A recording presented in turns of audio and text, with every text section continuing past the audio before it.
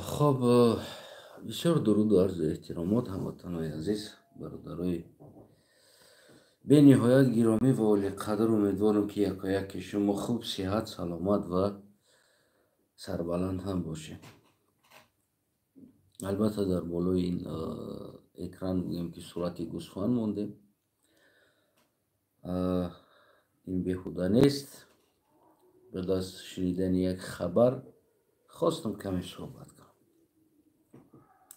در تاجیکستان بگیم که در اطراف دوشنبه یا در دوشنبه نگاه داشتن چاروا، یعنی که من اگر در عکس حال جریمه بسته می شود، یعنی که مردم عجیب. بعد ما میگیم که چرا در تاجیکستان نرخ گوشت کیلوش 110 سومون می شود و غیره و غیره مشکل ها. محترم امون تصمیم گیرای شهرسازای که شما بسیار بوی خوش دوست دارین، بوی زیبا را و نمیخواهین در تاجیکستان گوسفند باشه، در دوشنبه گوسفند باشه و غیره دیگر چیزها، یا مال باشه دیگر چیز باشه، برای این اول شرایط آماده کرد برای مردم که مردم نیاز به گوسفند پروری نداشته باشن. این اولین چیزی است. وقتی که در بازار کیلوی گوشت 110-120 سومون می شود و مردم در این چیز نیاز دارن که مجبور هستن این چیزا پرورش کنن برای زندگیشون. اگر که اون چیزی که شما میخواستین که در تاجیکستان اگر در دوشنبه گوسفند پرورش نشود، پس جایهای کاری آماده کنین، یگان نمیدونم زباد شوین، یگان چیزی که ببو باشه و فایده‌ناک باشه میتونین. و دویمین چیزی که زمین های و مردم ها را از دست کشیده نمیگرفتیم با نام خواجگی دیخانی نمیدونم و غیره ها که مردم مال داشتن، مردم میتونستن در قشلاق مال کنن. اگر از شما این چیز از دستی مردم کشیده بگیرین، فردا فکر کنم که نرخ گوشت 200 سومون هم شیدنش ممکن است. وقتی که ما میگیم که مثال چرا در تاجیکستان کارتوشکا قیمت است و حکومتدارا شما دعوا میکنین که کارتوشکا از پاکستان و از افغانستان میآید، برای همون قیمت میشه. اگر ما گوییم چرا در تاجیکستان نان قیمت است، شما میگین که از قزاقستان میآید، قزاقستان نرخ برداشته است، برای همون در ما هم دیگر قیمت میشه. وقتی که شما نمونین مردم کارتوشکا کنن، وقتی که شما نگذارین که مردم گندم کنن، وقتی که شما نگذارین که مردم مال کنه بوی قانوناتون، فردا ما گوییم که چرا گوشت قیمت است، شما گویین که ما از ایران میاریم برای همون قیمت شدگی است. و ما خودمون باید چیکار کنیم؟ مردم در تاجیکستان باید چیکار کنه؟ یعنی نیست جای کار. مردم همون با تمام قوه خود آخران امکانیتی زنده موندن و چیزی را نمیدونم مال کردن، مرغ کردن. در دوشنبه مرغ کردن ممکن نیست، نه که مردم دوشنبه در تخم خوردن ممکن است. در دوشنبه گاو کردن ممکن نیست، نه که مردم دوشنبه در شیر خوردن ممکن است. در دوشنبه گوسفند کردن ممکن نیست، نه که مردم دوشنبه باید گوشت بخورن. از کجا باید یو بیارن بخورن؟ وقتی در اطراف دوشنبه مرغ نکنن، وقتی در اطراف دوشنبه گاو نکنن، وقتی در اطراف دوشنبه گوسفند نکنن، خودی شما میدونین که همون مردم دوشنبه این برای شما است. خصوصا هر چندی که گویم که مسافه همون غذا باشه یا شیر باشه یا تخم باشه، گرچند که مسافش دور باشه، یعنی ترانسپورتی او دا نگاه کرده نرخ قیمت می شود. شاید فردا یک دانه تخم 5 سومون شود، در حالتی که مرغ کردن در اطراف دوشنبه ممکن نیست. او را ما باید از ایران بگیریم بیاریم یا از افغانستان بگیریم بیاریم. ولی فردا افغانستان در این ساحه ها دوران امروز دوران از ما پیش رفتن. امروز دوران از ما پیش رفتن.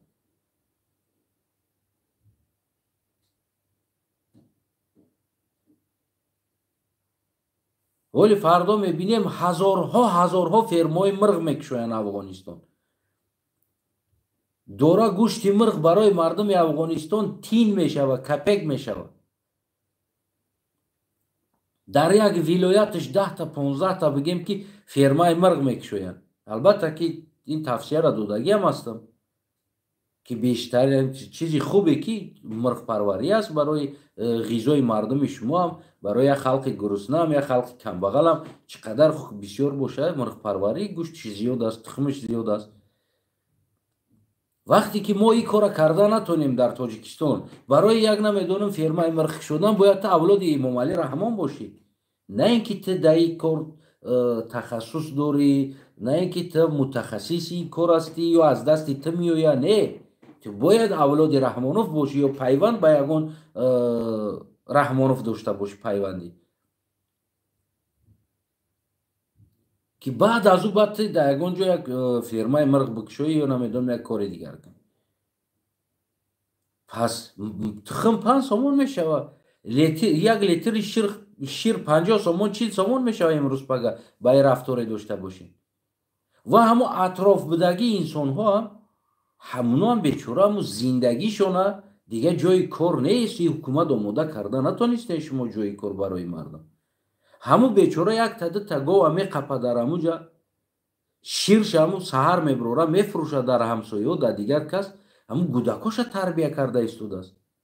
3-4 کودک او پسابیه نمیگیرن. رنگی نه دولت های اروپایی اونا پسابیه نمیگیرن، اونا ماهانه پول نمیگیرن. اونا مجبور هستن نمیدونم هر بوته زندگی است او میقپن.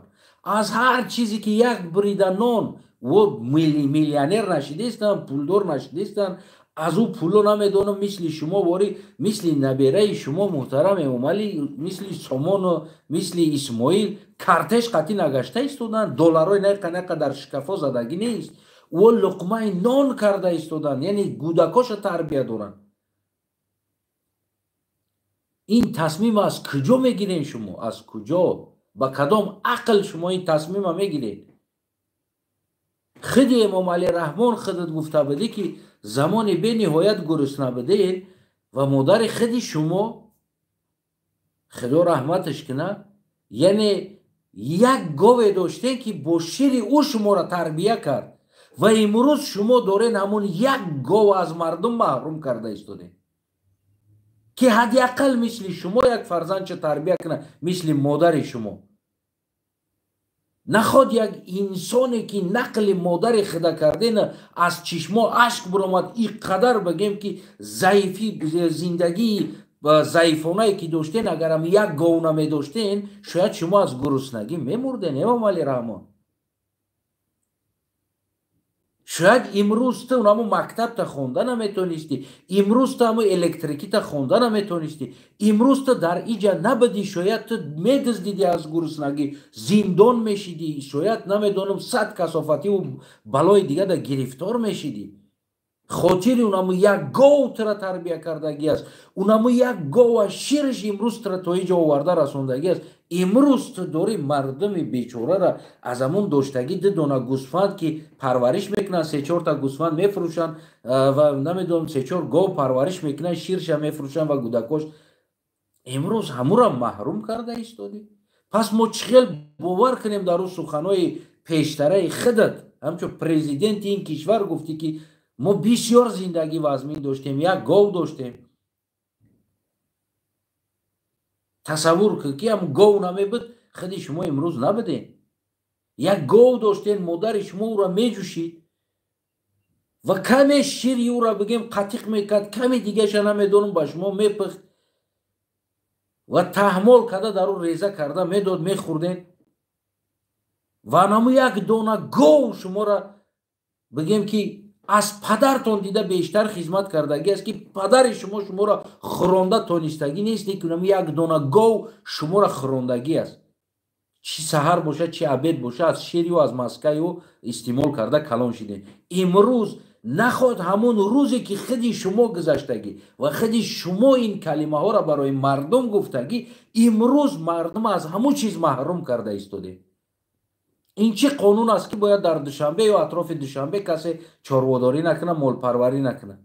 اگر که من پرزیدنت می بدم حاضر، اگر مثل شما این همین شرایط به سر مردم می آوردم، من در بالکن ها مرغ پروری اجازت می دادم.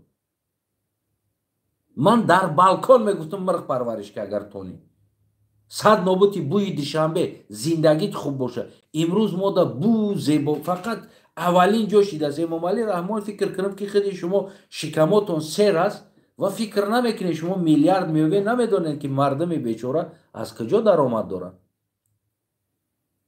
همه اینجا کروپسیا، از مکتب، از بالینسا، از دکتر، نمیدونم از رودم سرکردگی، هر جا روی یک کمبغل بیچاره باید پول دادنش در کار است. 5 10 15 20 30 نمیدونم پیش یک جماعت بدرو یک کاغذ باید بگیره، باید برای کاغذ هیچ نبودن در 20 30 باید بسپاره. یعنی این مردم از زندگیش تا اینمی درجه آمدگی است. یعنی ما اینجا زندگی بیزنسمن باید نگفته ایستادیم، زندگی مردم عادی کمبغل گفته ایستادیم که در تاجیکستان ما امروز خیلی همون شرایط عادی کمبغلانه نه کم از 40% مردم تاجیکستان زندگی میکنن. 40% مردم تاجیکستان هم قشاقی زندگی میکنن. اگر ما 10 میلیون داشته باشیم، یعنی بگیم که 40% ما قشاق است زندگیش. زندگی او را نمو گاو میبره، زندگی او را نمو گوسپند میبره، زندگی او را نمو بیچاره 4 تا مرغ داره تخمش میگیره نمیخره، در گودکش نمیتیه، نمیخره همو تخمه، جمع میکنه 2 روز 3 روز نمو 20 تا 25 تا تخم میکنه میبره در بازار میفروشه تا که برای کودکش یک قند بگیره، برای کودکش یک نمیدونم یک چیزی لازم بگیره، یا بیمار داشته باشه یک دارو بگیره.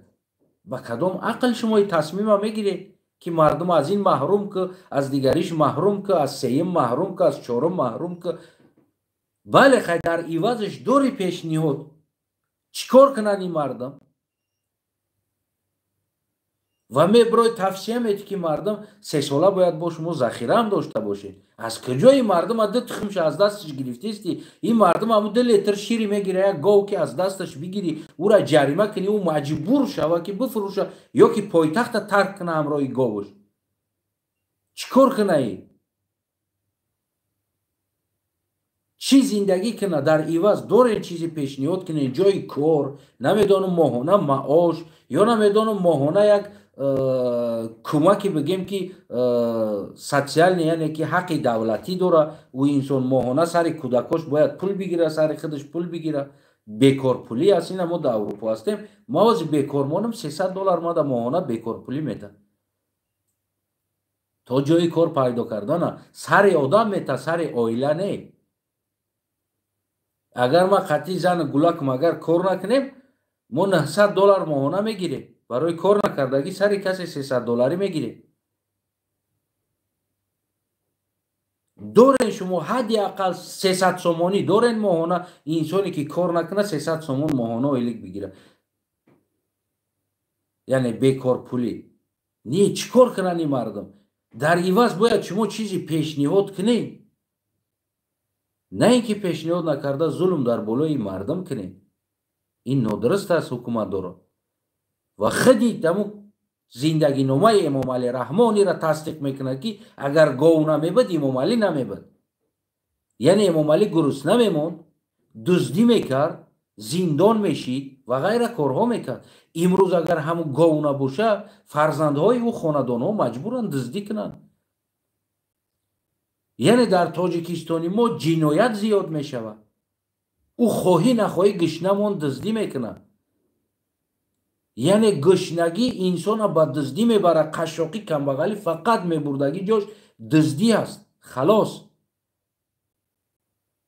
یعنی شما میخواین در تاجیکستان دزدی زیاد شود، غارت زیاد شود، قتل کشتار زیاد شود؟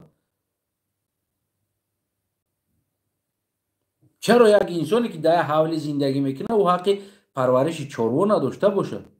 نه، من طرفدارم اگر که بگیم که همون انسان اویلک داشته باشه، معاش داشته باشه، زندگیش ده برسه، شرایطش خوب باشه، نه که بالای ای اگر هوسکاری او باشه این چاروا پروری، یعنی هوسکاریش باشه.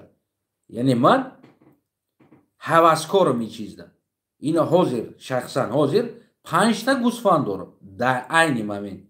من خودم در شهر زندگی میکنم، ای شهر بیرون خونه یک شناسم ده 5 تا گوسفند دارم. این کیفیت چاروا پروری ما است، برای که ما این چیزا بگیم در خونی ما هست.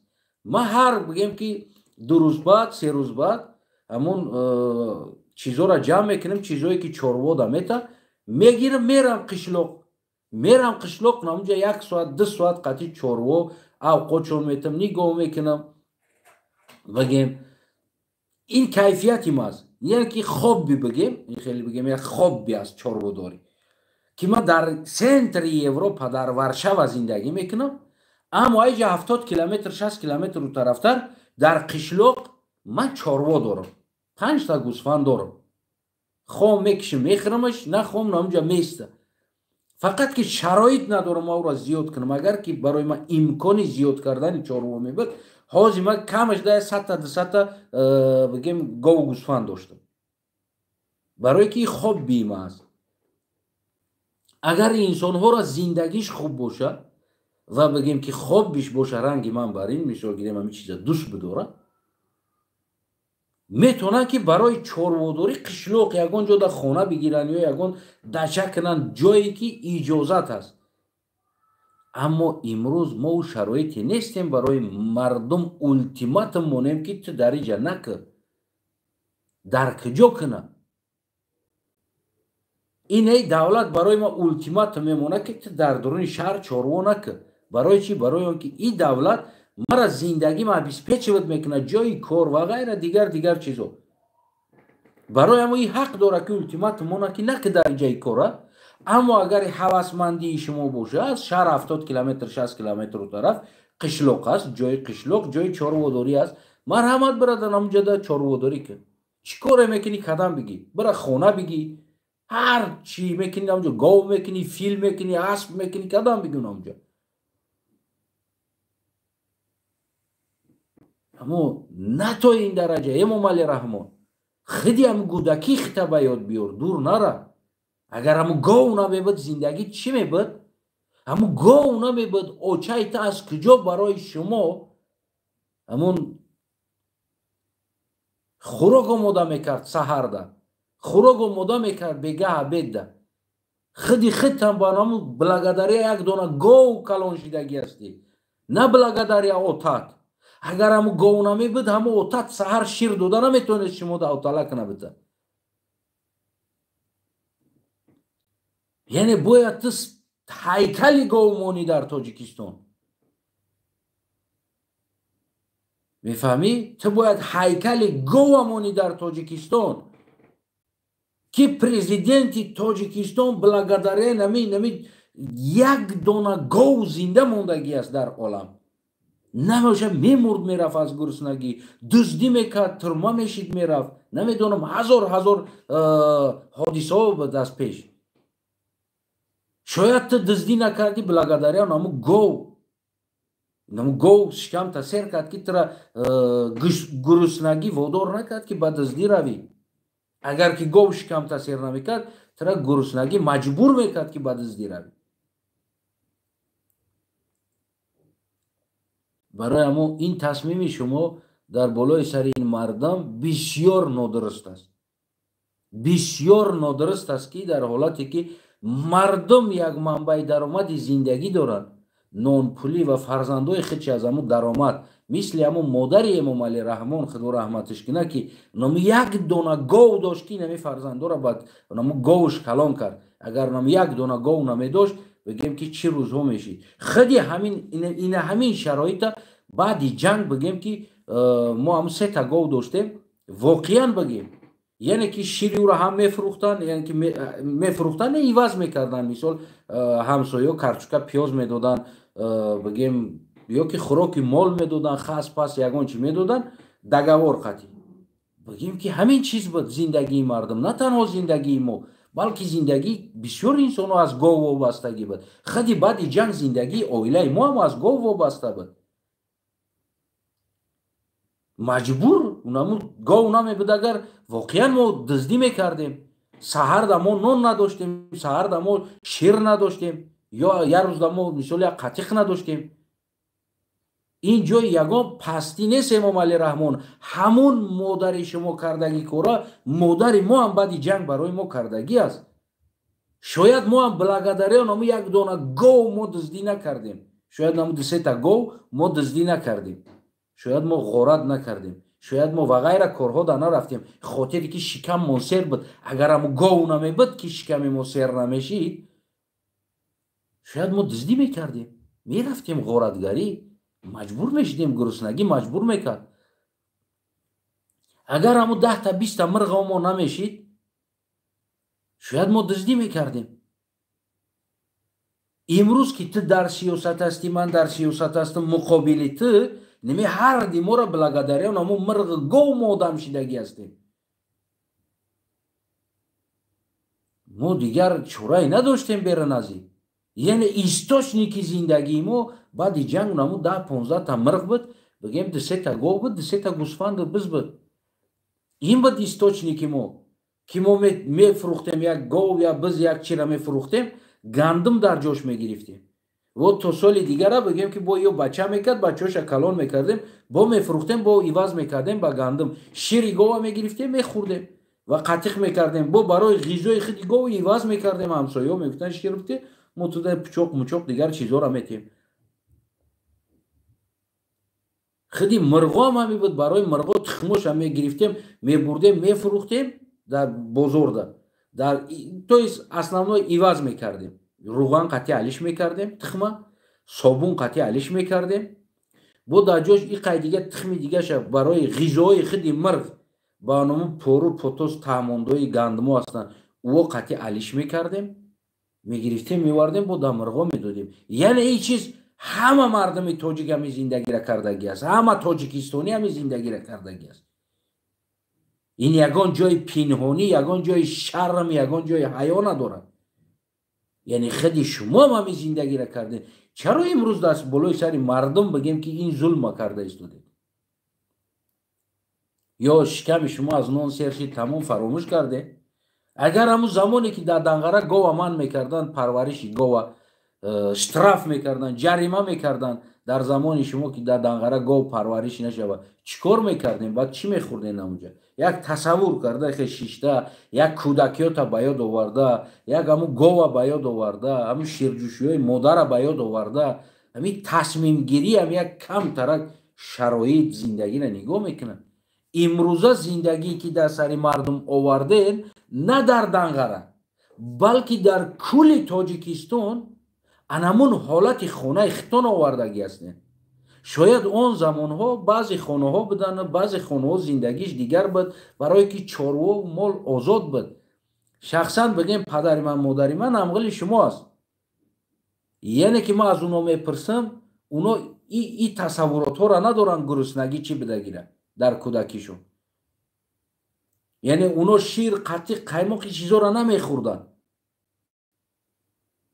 گوشتا میگه اینم خیلی چیا دا بکا دا خوما دا میگه پری گوشت بریان کردگی، گوشتایی بدن که 1 ساله در درون روغن خوان. میگه ما نمیخوردیم گوشت روغن مسکه و قطیق قیماق و چکره، اما در همون حالت زندگی شما را ببینید که یک گاو نجات دادگی حیات شما را. اما شما امروز همون شرایط خانه خودتونه در کل تاجیکستان آوردین، در کل تاجیکستانی ها آوردین. امروز انمون زندگی مامای مریم جوانیشه که شما خورد بدین، امروز تمام مادرای تاجیکستان این تلخی را چشیده ایستادن از دست شما رهبرا که خودت با پرزیدنت این کشور هستی. امروز در سر مردم این تلخی را آوردی. شاید زمانی که پدر شما در سر مادرتان این تلخی را آورد، خاطری که میگم که مثال خانگی اوتم یا الهی هستن، خانگی اوچم دیگر انسان ها را اگر پرسم سین سال شما هستن، او انسان ها فقط تنقیسی از قند داشتن، از شیرینی ها، یعنی که از خوردن نان، گندم، قطیق، مسکه، چکه، از این چیزا اصلا تنقیسی نداشتن که سین تولدشون 50 51 52 53 54 55 سال تولد انسان ها اصلا این تنقیسی را دیدگی نیستن. یک خیلی پدر شما هم خیلی انسان بود که یعنی تامین نکرد اویلای شما را این احوال دازدید. شاید بدن انسانایی که مثل پدر شما بدن، اما خودی شما امروز در سر این ملت آوردن این تنقیسی را، در سر خلق آوردن. زندگی تلخ جوانی خدا بعد از کلان شدن در مردم، نمیدونم این چی رشک شما بود یا نمیدونم این چیزی که قصد گیری شما بود، گویا که تاجیکستانی ها دولجن بدن شما را نگاه کنن و امروز شما در منصب رسیدین باید نمیره ایسکوستوینا مجبوری در این قشاقی برایم بدوزه. این نادرست است. محترم دپوتاتو، محترم پرزیدنت و دیگر انسان ها، این نادرست کار کرده ایستادن شما. یعنی آخران لقمه مردم از دهنش کشیده گرفتن، در جای اینکه در عوضش یک پیشنهاد کنین، کار بتین، پول بتین، مایل هیچ گپ نداره.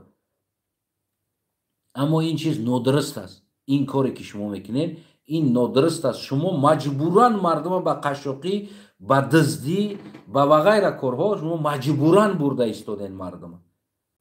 واقعا این سیاست نیست. امام علی بگیم که خودت من همچون یک سیاست مدار خطب بها داده نمیتونم، همچون یک قاتل، همچون یک بگیم که قدرت که پول که در دست اومد با زوری پول این بگیم 10 میلیون چومو کرده بالای سرش ده، تمام مالکیت این مردم فروخته، تیلا، زمین، دیگرش بالای سر این مردم ده ایستاده. اگر که خودی شما اگر همچون یک پرزیدنت میبدین، اگر نباید این تصمیم را بالای سر این مردم میگرفتین. البته که وقتی پارلمان پیشنهاد میکنه یعنی آخران باید روزگی خودی شما است امام علی، یعنی که باید در اینجا خودی شما باید تصمیم بگیرین ها یا نه. نمیشه که پارلمان شما را ایسکوستوی نبگیره برا در یک نفرت مردم تیله کنه. اینجا باید عقل شما کار کنه که نباید با بعضی تصمیم های دپوتات هایی که پیشنهاد میکنه خودی شما در نفرت مردم مونه. امروز یگان انسان دپوتات ها را گپ نمیزنه، امروز یگان انسان گریبان دپوتات نمیگیره، امروز همه پرزیدنت گپ میزنه و بگیم گریبان پرزیدنت میگیره. یعنی اینجا گناهگار شما هستین. اینجا نمیگه کدام دپوتاتی را پیشنهاد کرد یا نمیدونم کدام انسان، خودی همون دپوتات هایی که همشون است یک مهلت همیاره ایسکوست بینه تمام مالکیت چه گرفته و شرایطی دمونه اینکه هیچ کار کرده نتونه، مثل همون یک آدمی کمبغل. آیا همین چارو پروری میکنه یا نمیکنه؟ انسانی که یک تاجیکی دیگر همچون یا یک تاجیکستانی دیگر همچون خودش قبول کرده نتونه و شرایطی او را یا خودش در شرایط یک انسانی بگیم نادار مانده نتونه، او پدرملت تاجیکستانی نیست، او پدرملت تاجیک نیست. که اطراف تا ببینی هزارها کوچه های تاجیکستان جاروب قطعی رفته ایستادن.